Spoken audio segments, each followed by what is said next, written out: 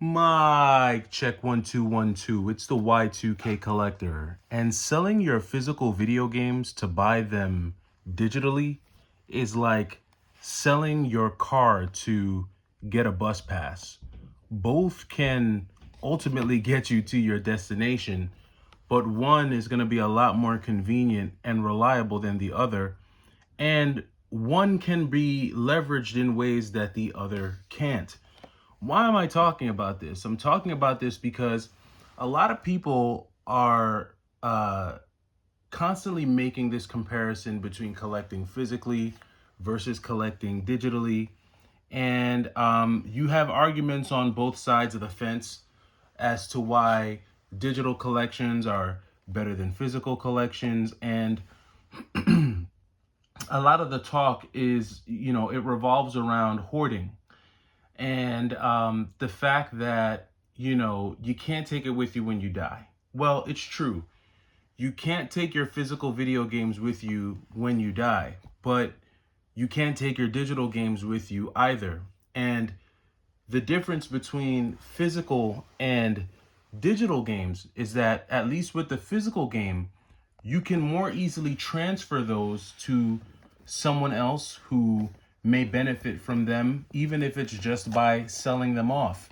Whereas if a lot of your games are tied to a profile that has to be linked to an internet, with a server that has to recognize your passcode and so on and so forth, there's just a lot more barriers to be able to access those games once the platforms that they reside on become outdated or discontinued. And you know I kind of view the digital thing and the physical thing as both being necessary, but it really just depends on where you're at in life and what it is you're doing in life, right? um, you may be a person who's got, maybe, let's say, a 2 bedroom apartment, and for the longest time it was just you and your wife, or you and your girlfriend, and you and your girlfriend shared the master bedroom. And she allowed you to turn the second bedroom into your own personal game room, right? But guess what? She comes home one day, she looks you in the eye and says, she gives you that look. And for all you dads out there, you know that look I'm talking about that they give you.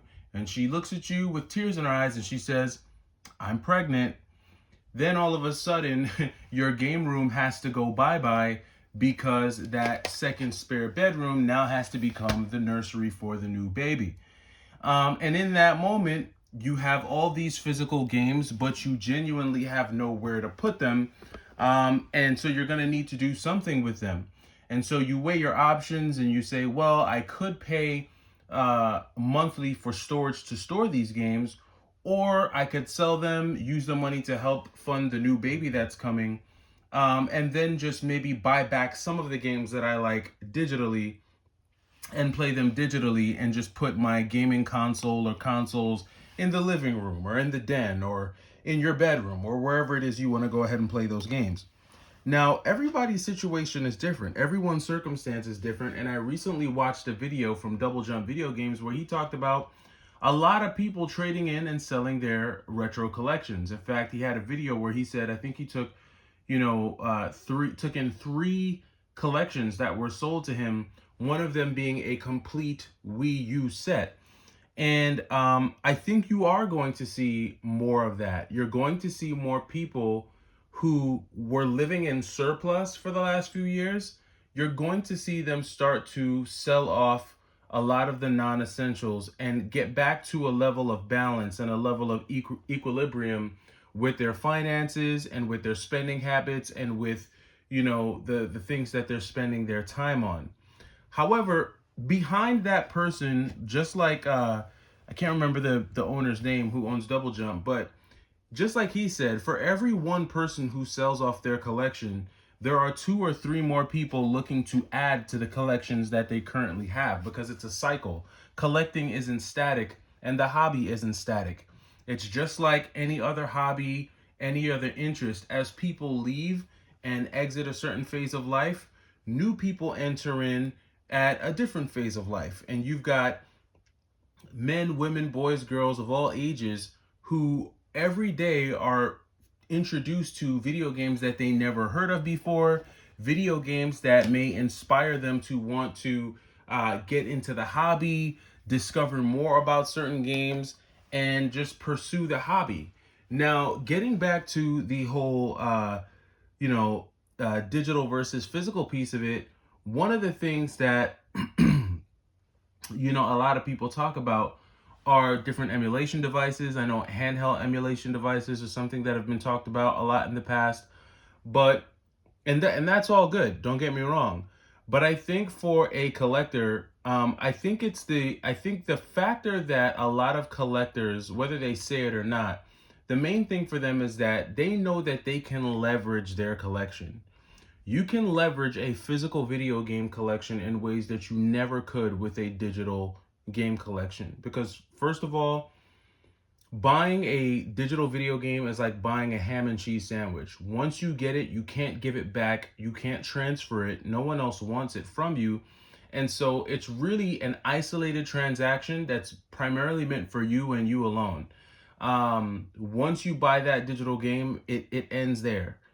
Physical video games carry a story. They all tell a story. In fact, some of them specifically tell a story. For those physical collectors out there, you may have purchased a game, and what's a good example? I know I have a good example of this right here because I just bought a game not that long ago, and it had a bunch of stuff in it. So walk with me, folks. So where's the game at? Is it over here? Yeah, I think it's over here. It's down here. So Hellboy, here we go. So Hellboy. So I recently picked up this copy of Hellboy from GameStop. And when I picked it up, one of the first things that I saw when I opened it up was it had this little paper in here. And it's funny because this paper in here had all of the download codes. Not download codes, but cheat codes and save codes and different things like that. So, and it's funny because it just kind of tells you, like, whoever had this game before, they used either their mom or their sister's French tip pen, or maybe it was a young lady using their French tip pen paper to kind of store some codes on here. And that's the beautiful thing about physical games, is that they tell a story beyond their cover art, beyond their discs, beyond their cartridges. And these are things that are passed down. And physical collectors know that when they're done with their physical games, they can always leverage them in ways that digital collectors never could. If I had an emergency situation right now, if I needed money to go buy a car, I could leverage my collection in ways that a digital collector can't. And if we're paying, and so, this is really the biggest thing of it all. If we're paying the same price for the game, what's the difference? Now, I do understand that with a lot of these retro games, especially these high-end retro games, there are much cheaper ways of playing these. Downloading games like these will probably be a lot cheaper than collecting these physically. But in general, because not all retro games are $100+, but in general, if you're building a collection, a broader collection, and you're going to spend the money, especially if it's a more modern console, if you're talking PlayStation 4, PlayStation 5, Xbox Series, even if you want to go back to PS3, 360 and that generation, if you're going to spend the money, why not get it physical in a state where you can leverage it and sell it back and recoup most of what you spent in the first place? This is the thought process that a lot of physical collectors have, and even myself, I've thought this way as well. Now, it doesn't mean that there is no place for digital games. I think there is a place for digital games, and I think that everyone's situation and circumstance is different. But I would never mock a digital collector or say that someone who collects digital games is stupid or they're wasting their time, because you may be in a situation where you don't have the room to store shelves and shelves of physical games. You may not have that space, right? You may not have the wherewithal to do that. And so downloading a bunch of games onto your console, or even just buying a digital console, might make the most sense for you. But I do believe that you will see a lot more people selling off their collections. And what they're doing in these moments is they're leveraging their physical collection to do something else that they need to do. Buy a house, buy a car, take care of their family. As a matter of fact, shout out to Pick and Preacher, right? Pick and Preacher just posted a video where he just sold off his entire Sega Saturn collection because he had to take care of his family. He's got, he needed, I think he said $10,000 to get into a new living situation. His house was overtaken by yellow jackets, which I think are very aggressive wasps or something like that. And so he had to sell to be able to take care of his family. But imagine if his collection was all digital. Imagine if all of those games were emulated. He would never have been in a position to leverage his collection to take care of his family. So I think there's pluses and minuses to both sides of the coin, but to each his own. And I say, do you based on your situation. Let me know down in the comments what you think. Do you think it's a one size fits all? Like people should either be all physical or all digital, or are you a believer that there are different strokes for different folks and you got to do what's best for you? Let me know down in the comments. I'll catch you in the next video. It's the Y2K Collector. Take it easy.